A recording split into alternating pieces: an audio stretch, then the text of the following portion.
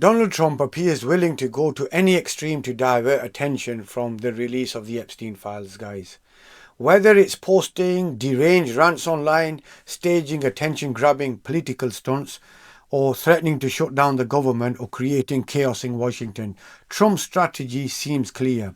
Do whatever it takes to pull the public's eyes away from the disturbing truths linked to the Jeffrey Epstein files. And unfortunately, most of the mainstream media has played right into his hands, shifting focus away from the scandal. Only a handful of independent journalists and a few persistent voices in mainstream outlets like Lawrence O'Donnell continue to shine light on this story. What's truly alarming and amazing, though, it's not Trump's predictable obsession with distraction. It's that some of his own top aides inside the White House are reportedly acknowledging their role in helping to bury the Epstein connection. The cover-up, long suspected, is starting to unravel, though, and the cracks are beginning to show. We'll get into those details shortly, but before we do, if I could quickly ask you to leave a like on this video, and if you already haven't, to hit that subscribe button, because it does go a long way in supporting our work. Now, as O'Donnell recently explained, Trump's political chaos, including the government shutdown, isn't just about policy, it's about control. It's about keeping Americans from asking dangerous questions about Epstein, accountability, and the powerful men who fear the truth. We now have a shutdown because you are too scared of the truth. The shutdown appeared to be about budget issues at the beginning, but as it drags on with absolutely no attempt to negotiate those budget issues, you have a right to wonder what it is really about. And with the Speaker of the House using the government shutdown as an excuse for not swearing in the newest elected member of the House of Representatives who would become the decisive vote in the House to release the Epstein files, gives Congressman Garcia more than enough evidence to reasonably argue that, quote, we now have a shutdown because you are too scared of the truth. If the shutdown is not about the Epstein files, then prove it. Speaker Johnson can swear in the newest elected member of the House of Representatives tomorrow, Adelita Grijalva. And the only reason he is not doing that is that she would then immediately become the decisive vote to release the Epstein files. Technically, she would become the 218th signature on a so-called discharge petition, which forces a vote in the House of Representatives on releasing the Epstein files, a vote everyone knows will pass. And so Donald Trump travels the world avoiding any possible negotiation to end the shutdown, because the shutdown shuts down the Epstein files. Donald Trump proves the pointlessness of his world travels whenever he talks about them. Today on Air Force One, after his meetings in China, he told reporters something that would be unthinkable for any other president in that situation. He said, quote, Taiwan never came up. It was not discussed. Today, over 20 survivors of the abuse visited upon them by Jeffrey Epstein and Ghislaine Maxwell urged the House of Representatives to swear in the newest elected member of the House and allow her to become the deciding vote on the Epstein files. Their statement says, the continued refusal to seat her is an unacceptable breach of democratic norms and a disservice to the American people. Even more concerning to us as survivors, this delay appears to be a deliberate attempt to block her participation in the discharge petition that would force a vote to unseal the Epstein-Maxwell files. The American public has a right to transparency and accountability, and we, as survivors, deserve justice. Any attempt to obstruct a vote on this matter by manipulating House procedure or denying elected members their seats is a direct affront to that right and adds insult to our trauma. Speaker Johnson must stop using procedural tactics to protect the powerful and instead uphold the integrity of our democratic institutions. Our trauma is not a pawn in your political games. Every day you stall is another day survivors are denied justice and the American people are denied the truth. Swear in Representative Grijalva and let democracy speak. Aide has now set a record as the longest waiting representative elect in modern history. Over a month has passed since a clear victory, yet she still hasn't been sworn in. Now, this delay isn't just about bureaucratic, chaos. It's part of a calculated political maneuver. It's increasingly obvious that this obstruction isn't merely about procedure, guys. It's another way and another move to suppress the release of the Epstein files and to push and test how far Trump's loyalists can push the democratic boundaries for Speaker Mike Johnson's benefit.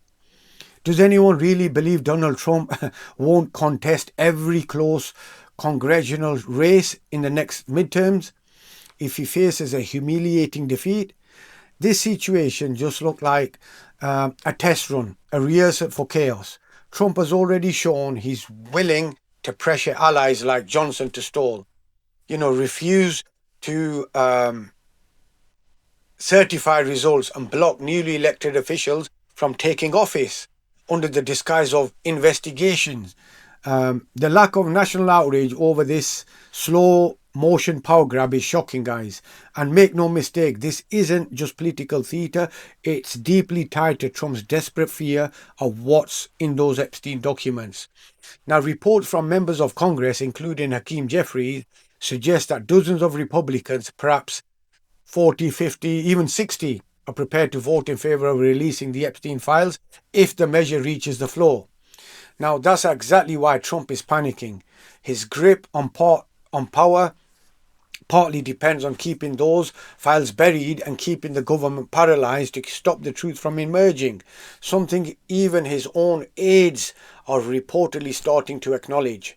How Trump aides mock him behind his back. Wolf. Donald Trump's pet project has been referred to by some people in the White House as the Epstein ballroom, according to the president's biographer. Michael Wolff, speaking on the Daily Beast podcast Inside Trump's Head, recounted one White House insider's admission about how the dead sex offender and former Trump pal is never really going away. I had this conversation the day before yesterday with somebody, a White House Circle person in the middle of all this, Wolf72 told the co-host Johanna Coles. We were just talking, and this is a person I've gotten to know over quite a long period of time, so we're quite friendly and it was just catching up. This person is just sort of going over what's happening in this world, which is to say Trump's world, and he referred to something called the Epstein ballroom. Without prompting from me, Wolf went on, so I said, wait, the Epstein ballroom, that's what you're calling it? And he was kind of sheepish at that moment. But then he said, well, it has come up more than a few times. Wolf, with whom Epstein analysed his friendship with Trump in 2017 interview, said the comment revealed a few things. Within the White House, I think that there are 2 points about this. That the ballroom itself is regarded as a bordering on preposterous, and this awareness that Epstein is everywhere in Trump world and that in fact everything is a distraction from Epstein, Wolf said. Another takeaway Wolf said is that there are some in the White House who at least have a sense of self-awareness and irony. They are not Stephen Miller, Wolf said, referring to the Deputy Chief of Staff. They are not walking into this blind. Now, of course, they are not walking out of this, which is, I think, a key point. But nevertheless, they are there.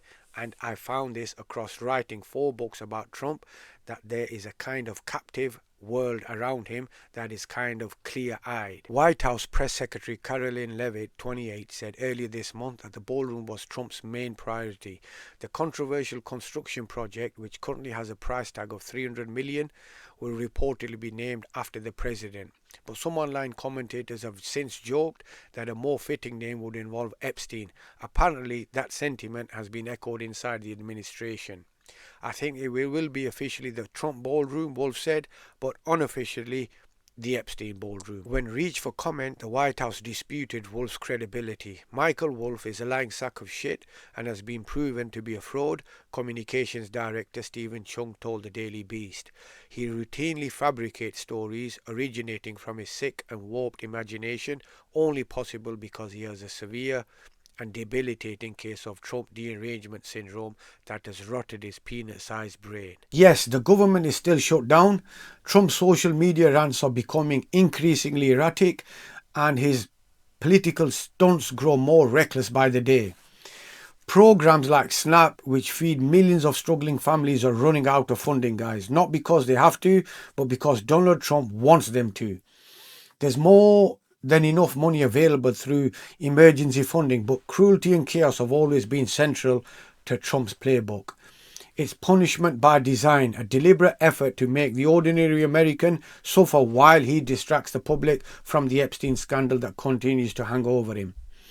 Now, that's the real story here, guys. The mainstream media's silence on Epstein has allowed Trump's distractions to succeed. If Congress were allowed to vote on releasing those files, if journalists were given access to what's been buried, the conversation would look completely different. But Trump and his allies know that transparency would expose just too much. So they fill the news cycle with noise instead. Shutdowns, outrage, bait, and constant confusion. That's what keeps everything occupied. Now, this isn't just about Epstein, though. It's although it's a big piece of it, Trump's mission has always been broader: to break faith in the government itself by firing public servants, slashing essential programs, and flooding the system with dysfunction. He's tried to convince Americans that the government can't work, except, of course, when it's cutting tax breaks for billionaires. Shielding his corrupt inner circle or protecting wealthy predators. That's the illusion he's built, guys. That democracy itself is the enemy, while the ultra-rich and the morally bankrupt are its victims. We can't buy into that lie. Government can serve ordinary people. It can feed the hungry, protect communities, and hold the powerful accountable. Now, that's exactly why Trump is trying to destroy it. And as he and the MAGA loyalists spread racist misinformation about programs like SNAP to justify their cruelty, leaders like Congresswoman Jasmine Crockett are standing up to the call out, and calling out the hypocrisy, reminding us that compassion, truth, and accountability are still worth fighting for. Well, I will tell you this. I will agree with them on one thing. I will agree that there are too many American people that are on SNAP benefits. But that means that you got to not look necessarily at SNAP. You got to look at the reasons that they're on SNAP. We know that over 1/4 of these people that are in receipt of SNAP benefits are actually the working poor in this country, right? We have not increased the minimum wage, and I don't know when, and the minimum wage still sits at $7 while everything else is going up, whether we're talking about the cost of food or whether we're talking about the cost of rent or whether we're talking about the cost to actually try to engage in home ownership, if we're talking about the interest rates. And we know that under the failed leadership of this administration, this country has seen a loss of 1 million jobs, and that's just in the first few months. He's not even had a full year. So no, we need to work on economic policies that will put people into a position in which they are not the working poor, where they are still needing the $6 a day to eat. So yes, we need to talk about it, but I don't think that SNAP is the problem. I think that that is the resolution, or at least that is a symptom of the problem. We have a bigger problem in which we have billionaires that are continuing to rise up every single day and are getting richer and richer, to the extent that there was talk about Elon becoming a trillionaire, the first one in this country or in the world. Yet we still have people that have to go to the food bank and go to work, that have to sit there and go to make sure that they've got money on their SNAP and EBT cards. Like, that's a problem, and I do think that we need to address it. While the US government pours tens of billions of dollars into foreign ventures, 40 billion into Argentina and billions more to Israel to fund military aggression there, American children are being shamed for wanting a cookie on SNAP benefits. The hypocrisy is staggering. The richest nation on earth, conservatives, throw tantrums over a low-income kid drinking a soda. Come on, guys. There's the endless waste and corruption that benefits the powerful. It's amazing. Feeding people should never be controversial. It's the most basic purpose of a government. But Trump and his Republican enablers have twisted that purpose beyond recognition. Instead of helping working families, they just build, gilded ballrooms and funded, by billionaire donors, the same billionaires who back Trump's agenda, because it's cheaper to buy his loyalty than to invest in American jobs or fair wages. Apple and the other corporation giants would rather write a check to Mar-a-Lago than bring manufacturing, back home. Trump's tariff bluster was always an empty shadow as well. It never helped, workers. It just made life harder for ordinary Americans whilst letting corporations off the hook. Now, guys, the truth is these billionaires aren't powerful. They're cowards, hiding behind money and influence. Every democratic leader should see that clearly. The corporate elite aren't invincible. They're simply accustomed to never being challenged. So, in my opinion, it's time to stop treating them like untouchable gods and start holding them accountable with real courage and conviction. So, yeah, we do need a government that stands up for the people, not one that bows to Trump's donors and their greed. We also need leaders who govern with purpose, with justice and with moral fire to fight back against corruption and cruelty.